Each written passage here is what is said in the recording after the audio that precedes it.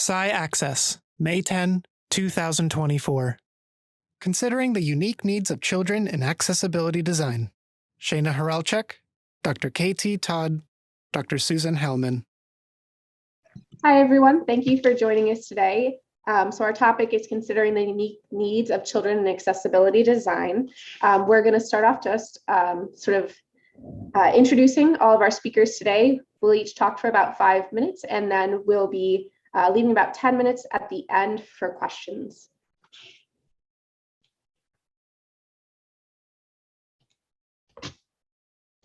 One second.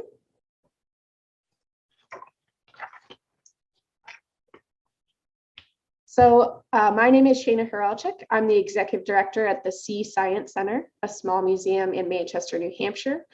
Pronouns, she, her, middle-aged woman, white, and shoulder-length brown hair. Susan, introduce yourself. Hi, I'm Susan Heilman. My pronouns are she, her. I'm the Director of Community Partnerships at the Discovery Museum in Acton, Massachusetts. I'm a middle-aged white woman. I have red frame glasses and long medium curly brown hair. Hi, everyone. My name is KT Todd. I use they, them pronouns. I'm a white, non-binary person with short brown hair and blue eyes, and I'm the Director of Learning and Research at Children's Museum of Pittsburgh. So a little context, this is Shana Hawrylchak again on just our speaker perspectives. We're all joining you from museums that are a combination of science and children's museums. Our organizations vary quite a bit in size, from a small 8-person institution to mid-range 20 to 25-person institution to an institution that has about 100 staff. These are unique in that they're all multisensory, informal, free choice learning environments. So what that means is individuals come to our spaces, play and interact with exhibits that may have tactile, audio, visual elements to them. And we let people learn at their own paces. And while we serve children, also have a audience that includes adults. And one of the very important things about these spaces is that children are accessing our materials through group experiences. So they're either coming with schools or with their family groups. And on this screen, I have an image showing a group of mixed age individuals with children and adults playing with a hands-on interactive.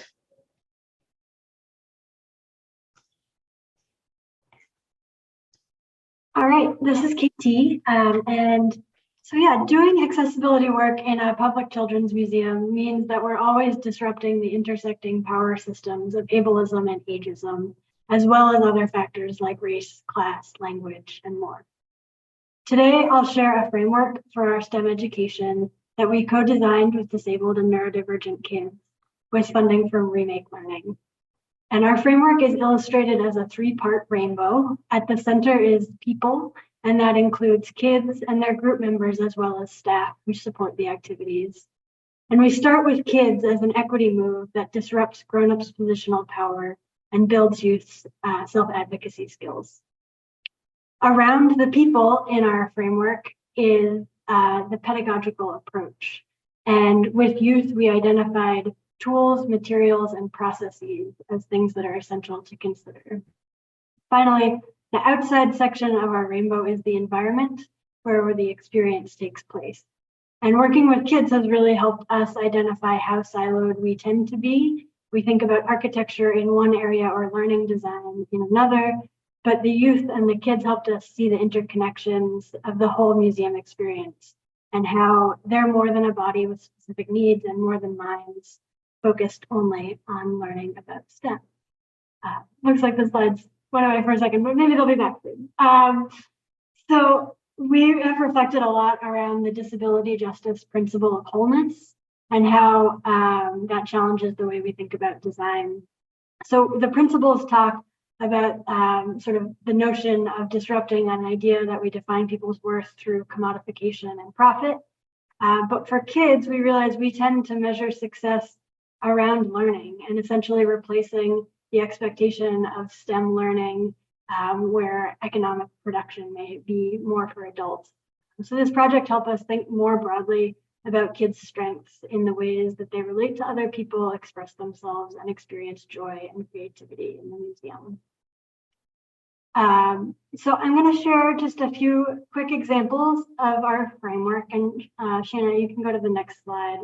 We'll start by talking about the environment. And I just want to highlight how our museum has worked with the University of Buffalo's Idea Center to become the first universal design certified museum.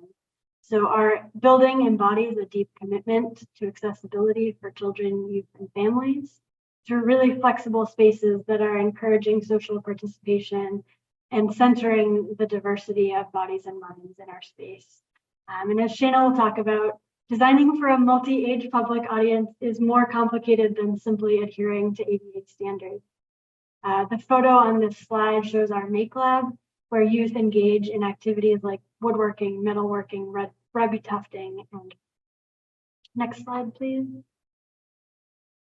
So this shifts to thinking about the pedagogy of our STEM learning experiences. And we learned with youth that these tools, materials, and processes are really vital ways to think about our work. Kids helped us focus our design so many people can participate together rather than having many isolated experiences. We want people learning in social contexts as much as possible and elevating kids' strengths and interests, emphasizing the way that imperfection is human and an invitation into creativity.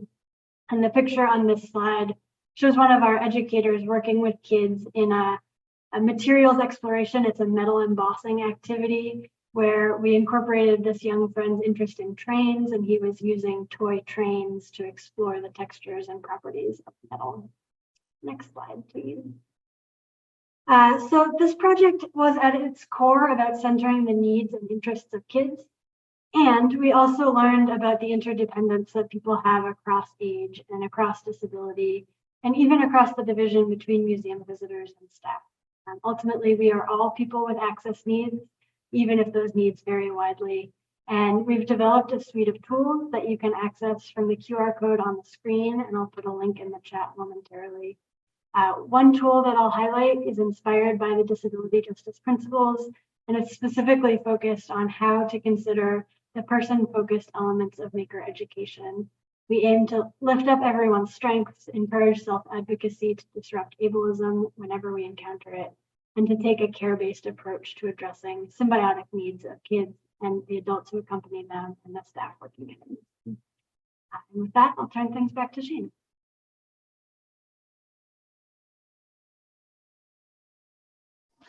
Sorry, mute. Hello, everyone. This is Shana Hawrylchak again. Sorry about the blip in the slides. I got sort of kicked out and put back in. I wanted to follow up on a couple of important concepts, specifically when dealing with children with disabilities. So as KT mentioned, one of the challenges when you're working with built environments is a lot of folks sort of tend to use ADA in a checklist format and feel that, you know, their accessibility journey is done if they meet all of those factors which have been spelled out legally in the law. What happens if you adhere strictly to ADA guidelines with children is that you end up making a lot of your spaces completely inaccessible for them. And one of the reasons this is because of the immense variation in body sizes, as well as assistive devices that come into play when you're working with children. So just as an example, if you think of a child going into a space in the length of a child's arms and their reach distances, this is going to vary greatly from an average adult. Similarly, heights. So you end up with just a lot of different variations in body size, requiring much different physical spaces, and a much wider range of mobility abilities, both with a mobility through a space as well as arm movement. Another thing to consider with children and assistive devices is that a lot of these devices may be very unique depending on the child's growth needs. So we all think of a prototypical wheelchair when we might be designing for an accessible space with wheel under cabinetry. But when you have a child who might have an extension platform for their chair based on where they are in their growth cycles, those spaces are going to be inaccessible to them. So again, this variation is much, much broader when you're working with a population of kids, and you need to be a little bit more cognizant of how different some of the needs may be between different sections of that audience. One of the ways we really try to work towards this in a museum space is by getting away from that ADA checkbox approach and trying to think of universal design as not at an individual experience level, but looking at the mix of experiences we can create throughout our space so that there are different experiences individuals can engage in depending on their needs. So not every interactive is going to work for every body style, every body shape or size, but throughout our space, there will be enough variation so that everyone has something they can interact with. So it's a much different approach to thinking about built environment design. On this slide, I just have a couple of images. To the left, you'll see a young girl who's in a power wheelchair, and she is working next to a water table. And this image I pulled because I feel like it's a really good example of that sort of reach distance need that can come into play with young children, and the need to have things at maybe a variety of both ranges so that there's still a portion that someone would be able to interact with even if they have a much shorter reach distance. And then on the right, there's an image of a young adolescent male who is on the spectrum and is using a sensory bin of materials. And he has that sort of laid out and positioned on the floor. He's sitting on a carpet, a very tactile carpet. And you can see just the variation between these two pictures of some of what we might run into with our audiences and making sure that there is room for people with very, very different needs to be able to explore at their own pace.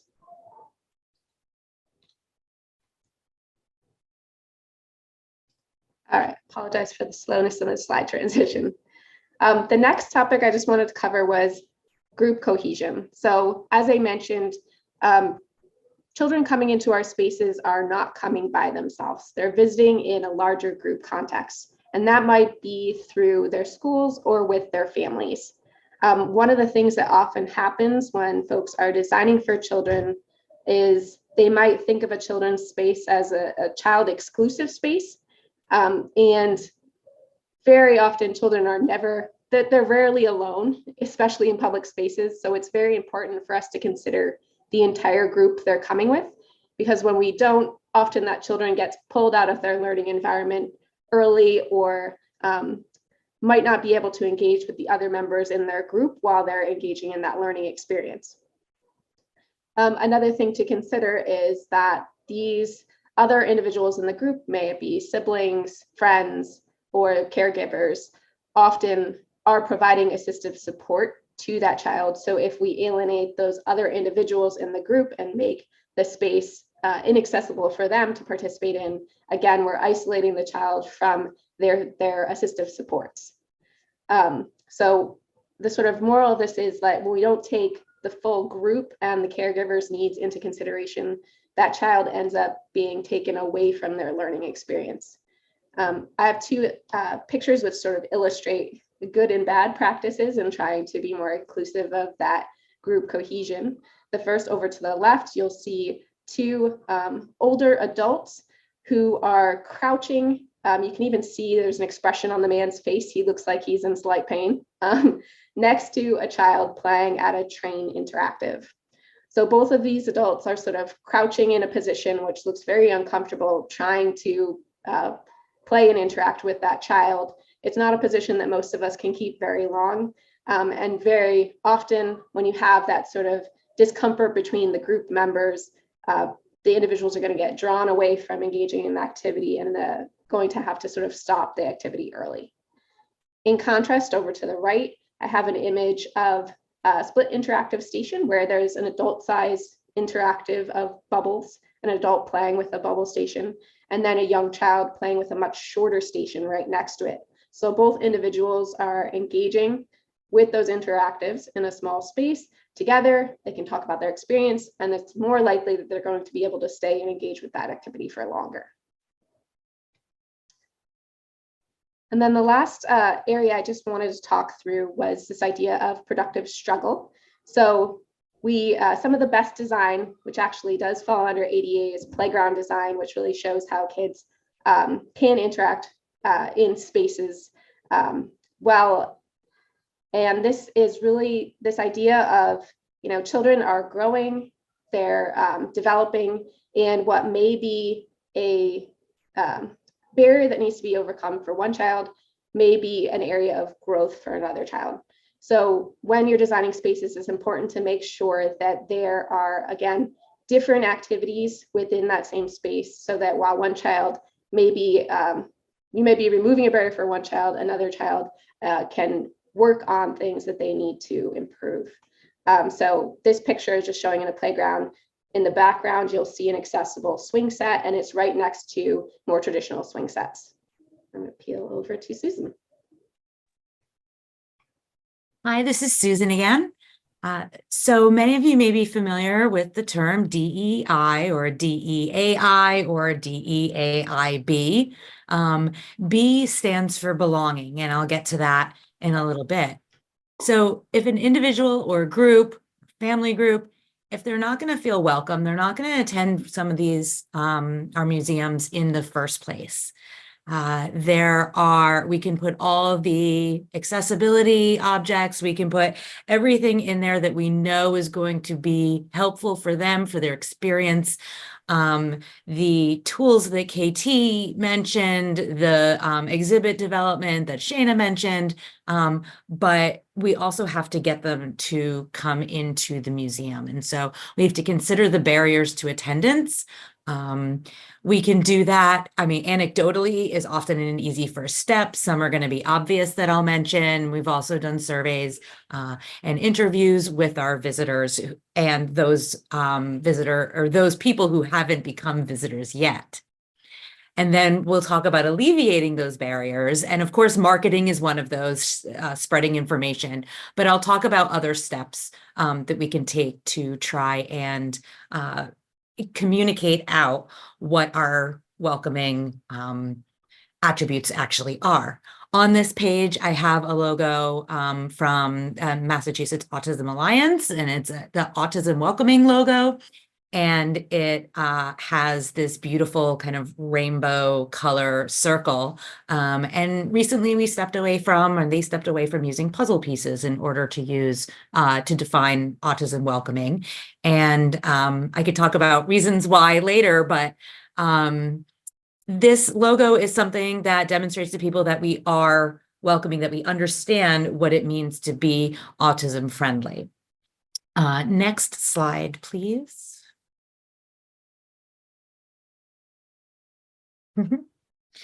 So on this slide, when it'll pop up in just a moment, it's about barriers. There we go. Thank you. And the barriers, it's not just about money, although of course that's going to be the number one barrier is the cost of entry to many of our institutions. Unless we're a federal museum in Washington, D.C., odds are you're going to have to pay for entry.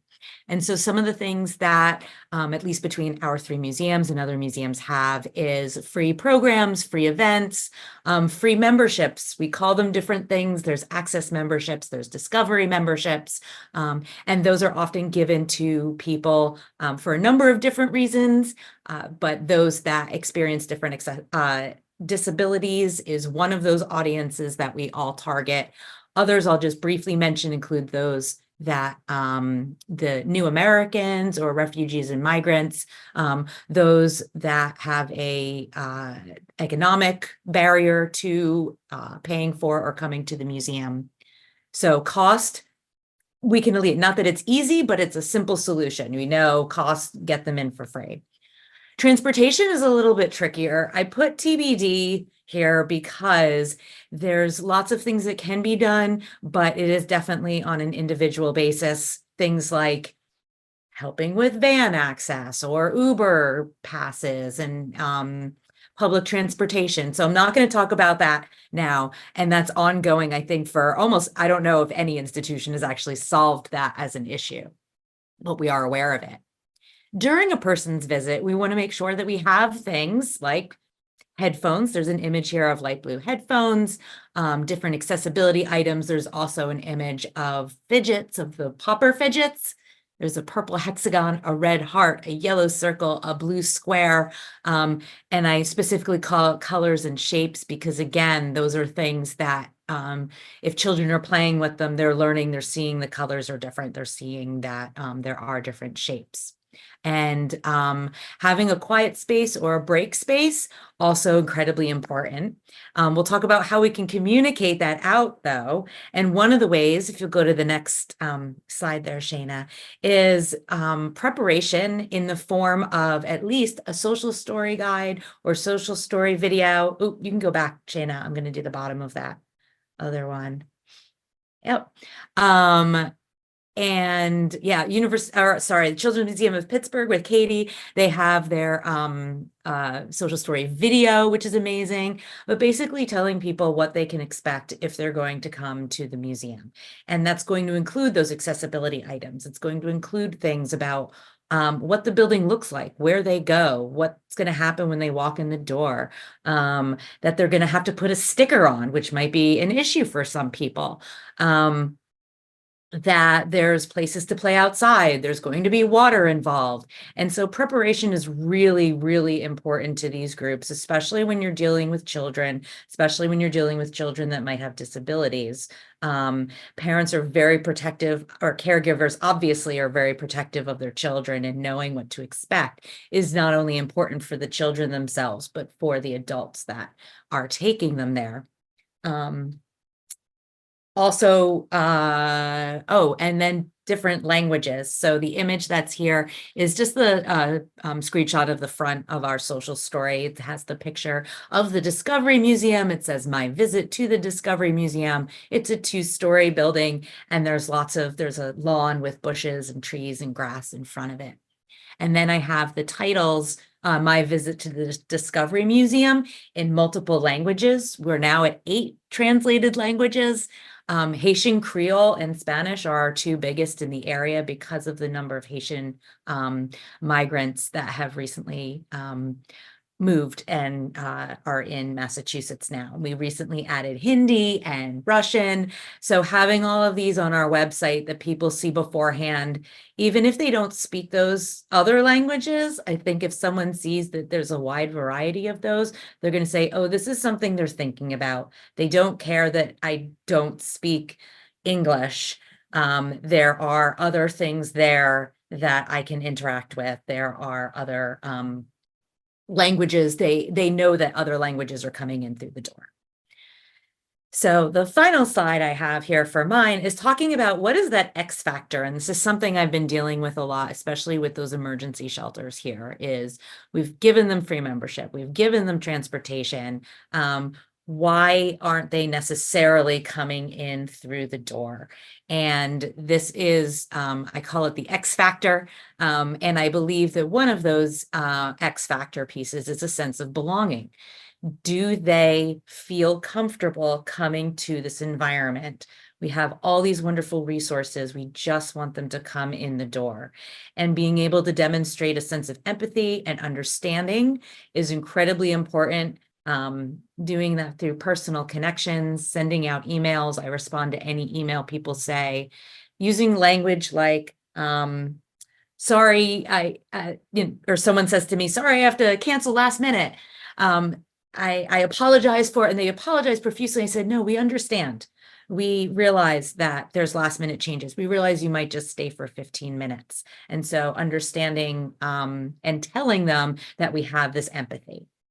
And then that goes along with having that non-judgmental, judgment-free zone for them, knowing that if their kid throws a temper tantrum in the middle of the floor, or if their kid starts screaming because they have a problem with the hearing and the noise and things like that, that no one is going to, or very few are going to look down on them because they're all in the same position. They all have that shared experience.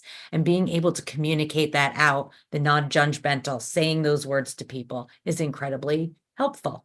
And I am hoping that creating that sense of belonging does get that X factor or barrier overcome.